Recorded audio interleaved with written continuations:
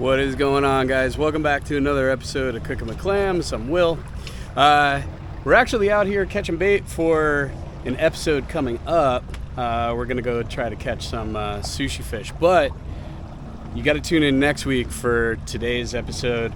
I'm gonna throw it back to New York. I had a really interesting drive one day there where I found something kind of cool, and I'm actually gonna show you guys that episode now. It was a rainy day in New York, but get excited because I got a feeling next week's episode is going to be a really good one. What is going on, guys? I was driving down the street and from the car saw this. Those are two giant puffball mushrooms.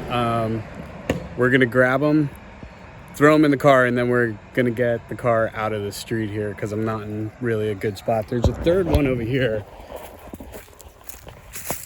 but it's a little past its prime, to say the least. So we will grab these other two and take a closer look when we get home.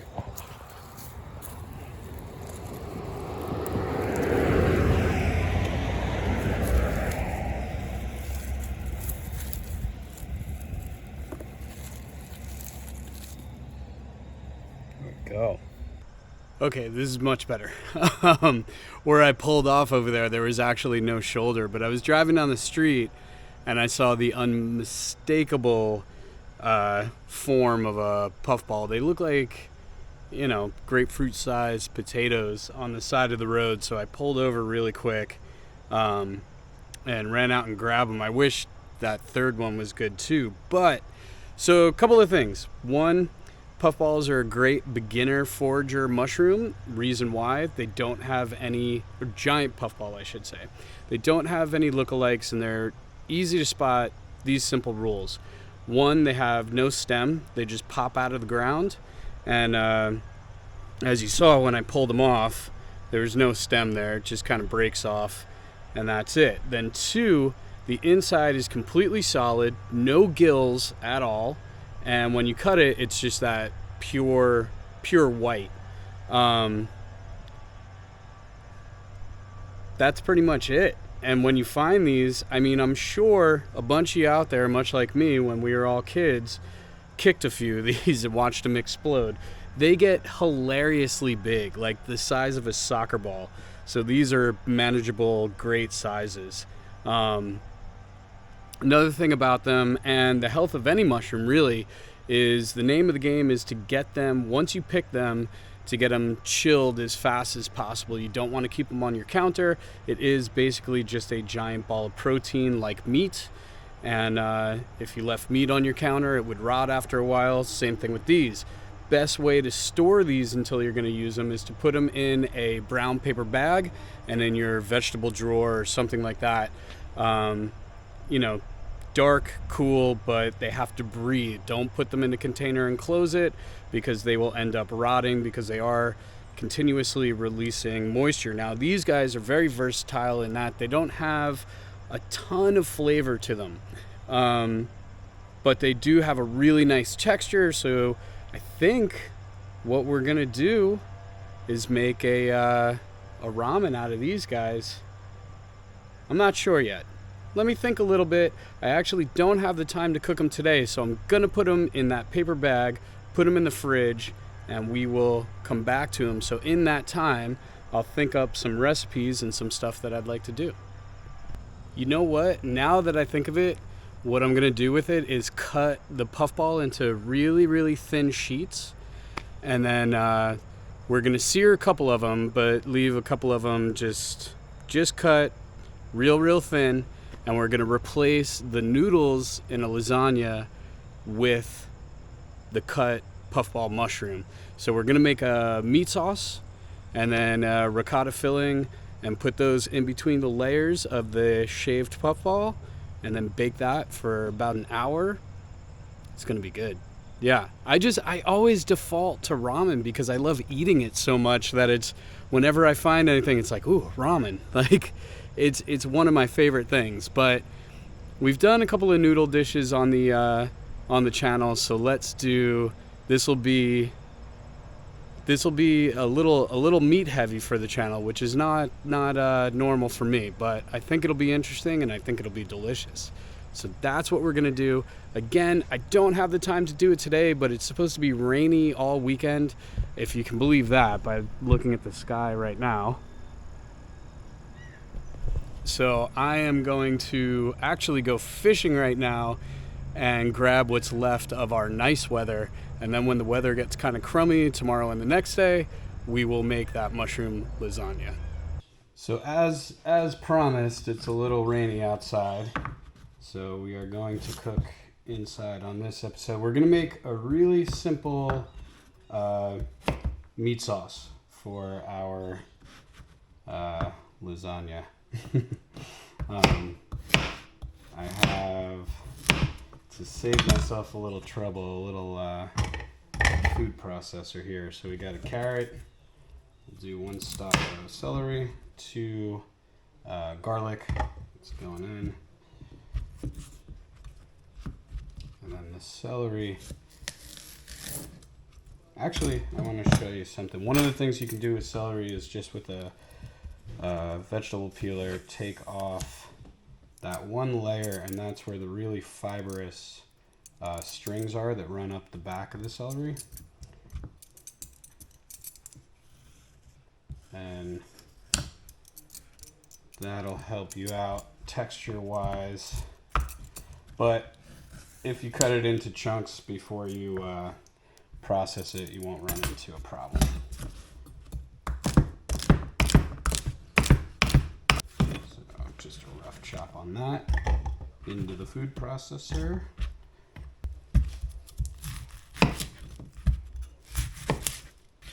And we're going to do just half an onion.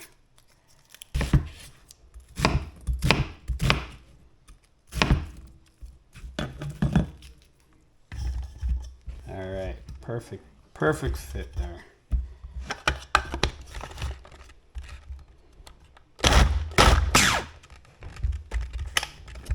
Okay, like I said, we're just making a simple meat sauce for our lasagna. It's not a ragu or a bolognese. We can save that for another time, but this is just a very simple meat sauce with ground lamb, actually. So we start with our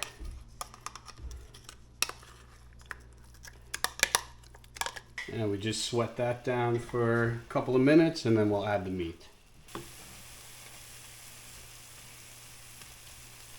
Okay, that's been cooking about 4 or 5 minutes. It's just starting to caramelize a little bit on the bottom there, so we're going to add our ground lamb.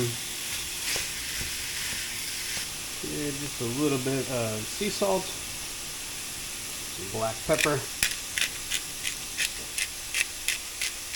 and some crushed red pepper.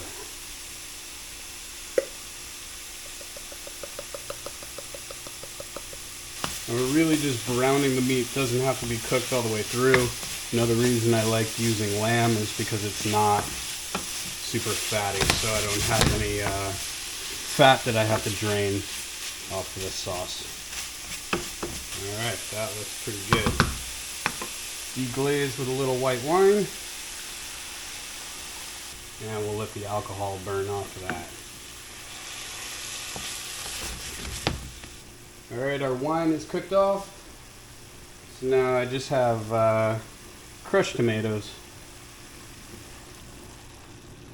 Mix that up. We're going to throw a lid on it and let it simmer, I don't know, probably about like 15-20 minutes. While that's simmering, we'll clean up our mushrooms. Gave it a taste, just needs a little more salt. And a little more pepper. I'm going to bring that down to low. I'm going to add just a touch of oregano.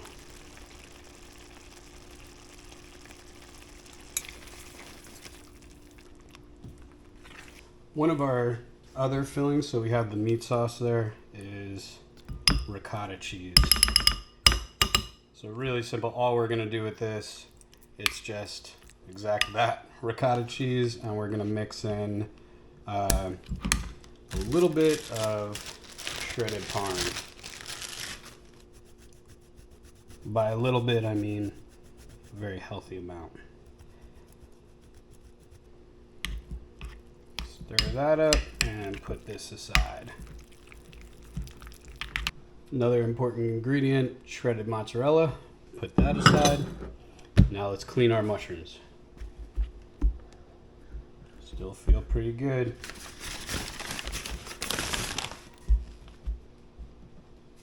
So they can get a little bit crumbly when you cut them, so hopefully that won't happen. A nice sharp knife. Ooh, and that is how you know it's a giant puffball. It's just pure white. And then the other thing is, I don't know if it's gonna be very forgiving, but you want to peel off this outer skin. It should, yeah, just like that. A little bit of work, but that's okay.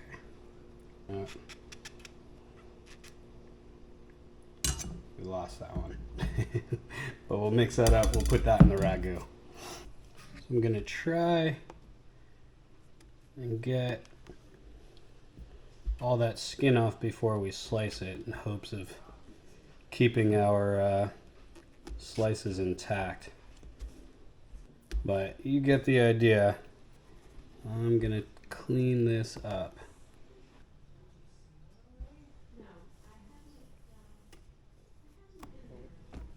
Alright, one down, one to go.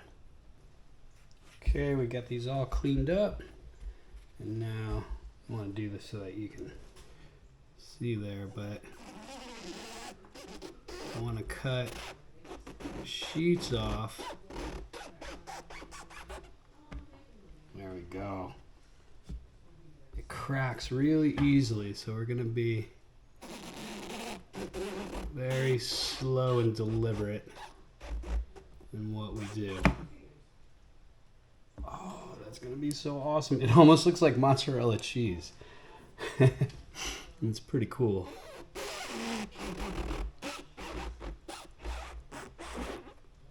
Alright, this is actually working out perfectly, and because they're holding together, what I think I'm going to do is brown them, give them a quick sear in a pan just to give them a little bit of texture. So okay, finish cutting these up. Throw that into the sauce. Nothing going to waste here. Okay, to give these guys a little bit of texture and taste, we're gonna brown them. Because otherwise it'll just be mush on mush, so I can't believe how perfect this is. So, a little bit of salt on there. And a little pat of butter.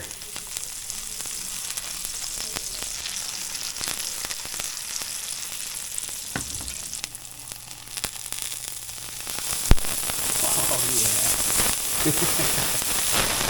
Smells like a sauteed mushroom.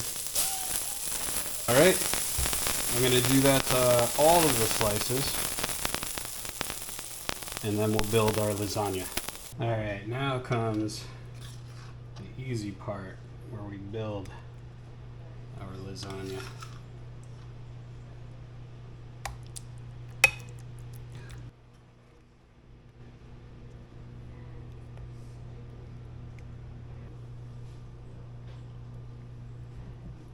Okay, now just a couple of dollops of our ricotta and parm. Some people go a little too heavy with this, like just a little bit. And yes, in an Italian household, that's a little bit. Alright, another layer of sauce.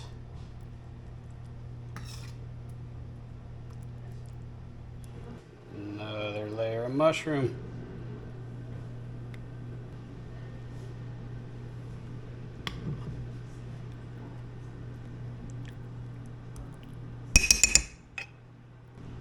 Okay, I have my oven set to bake at 350, and this is going to go in just like this for about 20-25 minutes, maybe even 30. We'll take a look, and then we're going to put our mozzarella on top and finish it like that.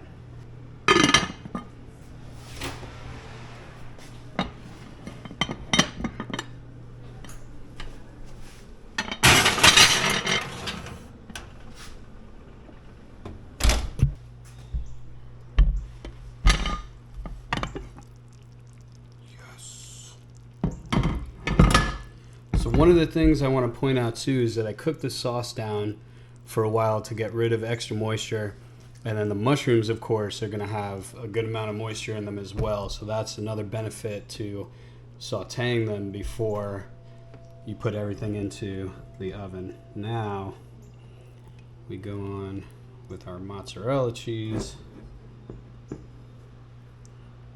Oh, we're going to need more than that.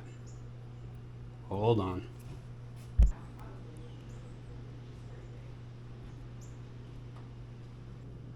Okay, this is going back into the oven without the lid on this time, just as is. All right, we let the cheese get a little brown on top. Wait till you see this. Pretty excited about this, actually.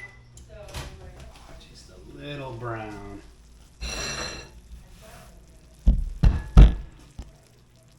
All right, now your first instinct would be to cut into this and serve it, but we're gonna let that cool down and stop bubbling. Otherwise, if you try to cut it, it's just gonna fall apart. So it's gotta cool just a bit. So we'll give that a little bit of time to cool down. Also, no Italian dish or American Italian dish is complete without the parsley. And we're not even gonna chop that up. We're just putting the whole leaves, and we will let this cool down. There we go. Okay, I can't wait much longer here. I am starving. So as you can see, by letting it cool down, it's kind of formed back together and not moving around. So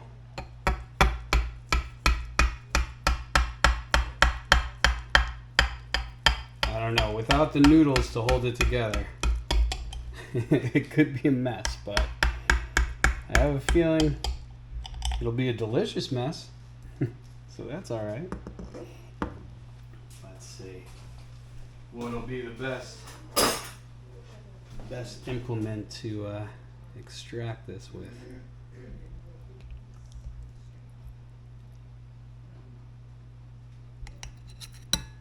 Oh yeah. There it is.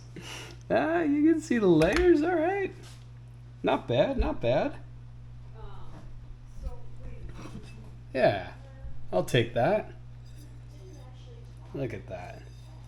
It almost looks a little more like an eggplant parmesan than it does lasagna, but we're still calling it a lasagna.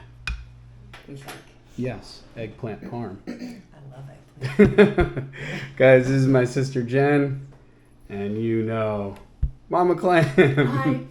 All right, dig in. So puffball mushroom lasagna with a lamb meat sauce.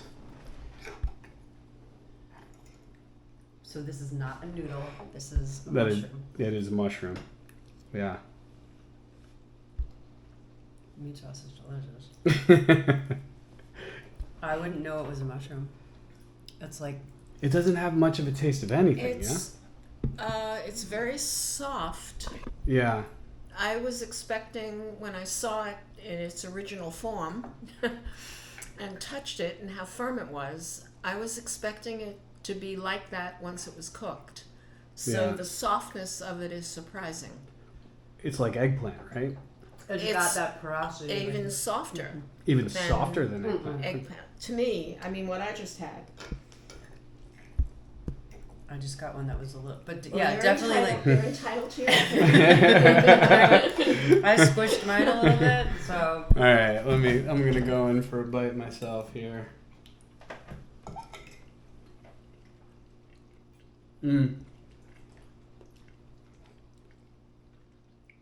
And what's funny is that I seared it, trying to add more texture to it because I was worried that it would get lost a little bit. But it you know what? If you breaded it and made puffball parm. I mean, this is good. Don't get me wrong. This is very delicious. Yeah. I'm not tasting though. I don't know what to expect. good. They have almost no from- flavor. Yeah, and I was just going to say that because I did initially have a piece of the mushroom in my mouth, and all I tasted was the sauce. Yeah, it is a vehicle for whatever you were putting on it, but you know, rather than just sauteed in butter and garlic, which is good too. I'm not knocking that, Mm. but just tried to do something a little more interesting with it. But the sauce is good. the sauce is delicious. Yeah, it's got the right amount of spice to it. Very nice. Well, all right, guys. Wasn't much of an adventure. I just pulled over on the side of the road and found these, but thanks for coming along anyway. Yeah, I think I would. It definitely has there's definite mushroom flavor there. It's just not a lot. No, Super mild. it's It's very, very mild. mild. Very mild. Yeah. Yeah, but very nice. Nice combination. Okay. Well, listen, they can't all be home runs. Sometimes you just need a bunt. That's all. No, it is good, but I Yeah. think I would put it in a more subtle dish, something a little bit lighter and more delicate because the mushroom itself is so delicate. That's what I would use it for. If you did do parm, you would just taste the breading and the deep fry, which would be delicious. But Yeah. it wouldn't. It's almost like cooking with tofu. Very, very similar. Ah. Yeah, that's a good point. Yes. That's a good point. Yeah. Okay, we're gonna eat on this rainy day and then venture out into the rain. So we will see you on the next one. Thank you for watching.